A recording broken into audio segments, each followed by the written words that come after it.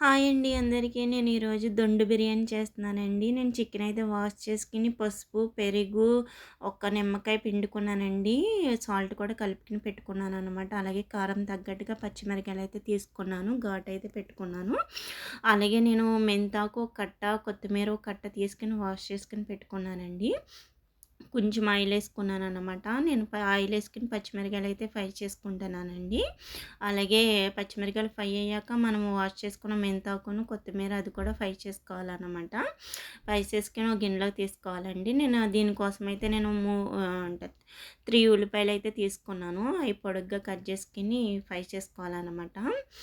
పిచ్చెక్కిస్తా బాబీ వంటలో చూసి చేస్తున్నానండి. ఆ వీడియో చూసి చేస్తున్నానన్నమాట. నేను నెయ్యి కొంచెం ఆయిల్ కొంచెం వేసుకొని ఇంకా లవంగ, దాల్చిన చెక్క, బిర్యానీ ఆకు ఇవన్నీ వేసుకొని ఫ్రై చేసుకుంటున్నానన్నమాట. మరి ఎలా వస్తుందో ఏంటో తెలీదండి. మా మేడం గారు చూసి చేయమని చెప్పారన్నమాట. దేవుడి దయ బాగా రావాలని కోరుకుంటున్నాను. ఇవన్నీ ఫ్రై చేసుకున్న తర్వాత నేను ఒక 3 ఉల్లిపాయలు అయితే కట్ చేసుకొని పెట్టుకున్నాను కదా! అవైతే ఫ్రై చేసుకోవాలన్నమాట. అలాగే 2 ఉల్లిపాయలు కూడా నేను 2 టమాటాలు కూడా తీసుకున్నాను. నేను దాంట్లో చికెన్లో అయితే అల్లం పేస్ట్ వేయలేదండి. తర్వాత ఉల్లిపాయలు ఫ్రై అయిపోయినాయి కదా! ఇప్పుడు టమాటాలు వేసుకుంటానండి. 2 టమాటాలు కట్ చేసుకొని వేసుకున్నాను అనమాట.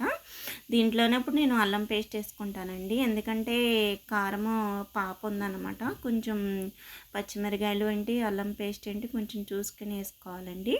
నేను సాల్ట్ ముందే వేసుకున్నానండి. 2 స్పూన్లు నేను అల్లం పేస్ట్ వేసుకుంటున్నాను అన్నమాట. అంటే దీంట్లో కారం ఏమి వేయం కదా, మనము పచ్చిమిరకాయలు వేసుకున్నది, అల్లం పేస్ట్ వేసుకున్నదే ఉంటుందండి కారము. ఇంకా నేను చికెన్ అయితే నేను వేసేస్తున్నాను అన్నమాట. టమాటీలు కూడా వేగిపోయిందండి. నేను చికెన్ కూడా వేసేస్తున్నాను. మనం ఫ్రై పెట్టుకున్నది మెంతాకు, కొత్తిమీర, పచ్చిమిరకాయలు పేస్ట్ చేసుకుని ఇలా పేస్ట్ చేసుకోవాలన్నమాట. ఇదేనండి కారము. ఇంక దీంట్లో కారం అయితే ఏమి వేయలేదన్నమాట. ఇది ఆయిల్ పైకి వచ్చేదాకా ఫ్రై చేసుకోవాలండి. చికెన్లో ఉడకబెట్టుకోవాలన్నమాట. మంచిగా ఫ్రై చేసుకుని ఆయిల్ పైకి వచ్చేదాకా చేసుకోవాలండి. నేనైతే రైస్ అయితే ముందే ఒక గంట చికెను ముందే ఒక గంట ముందే నేను మసాలా పెట్టుకున్నాను అన్నమాట. అదిగోండి చికెన్ కూడా ఆయిల్ పైకి వచ్చింది. ఈ గలాస్తో నేను 2 గలాసులు రైస్ తీసుకున్నానండి. అంటే నేను 3 గలాసులు వాటర్ వేసుకుంటున్నాను అనమాట. అవి 3 గ్లాసులు వాటర్ అండి. ఎందుకంటే అంత ముద్ద కాకుండా కొంచెం పొడిలాడుతూ వస్తుందని కొంచెం వాటర్ తక్కువనే వేసుకుంటున్నాను నేను. సాల్ట్ అయితే ముందే చూసుకోండి మీరు. నేను ముందు ఆనియన్ ఫ్రై చేసుకున్నప్పుడే వేసుకున్నాను. చికెన్ మసాలా పెట్టినప్పుడు కూడా వేసుకున్నాను. వాటర్ అయితే కాకపోయింది. నేను రైస్ కూడా వేసేస్తున్నానండి. రైస్ వేసాకంట మూత అయితే పెట్టొద్దని చెప్పారు వీడియోలోను. అందుకే నేను మూత అయితే పెట్టలేదు. అంటే మూత పెడితే ఇంకా మొద్దు కింద వస్తుందని పెట్టొద్దు అన్నట్టున్నాడు. నేనైతే ఇంకా రైస్ వేసుకుని ఒకసారి కలుపుకున్నానండి. ఇంకెక్కువ సార్లు కలపలేదన్నమాట రైస్, ఎందుకంటే మొద్దు కింద వచ్చేద్దని.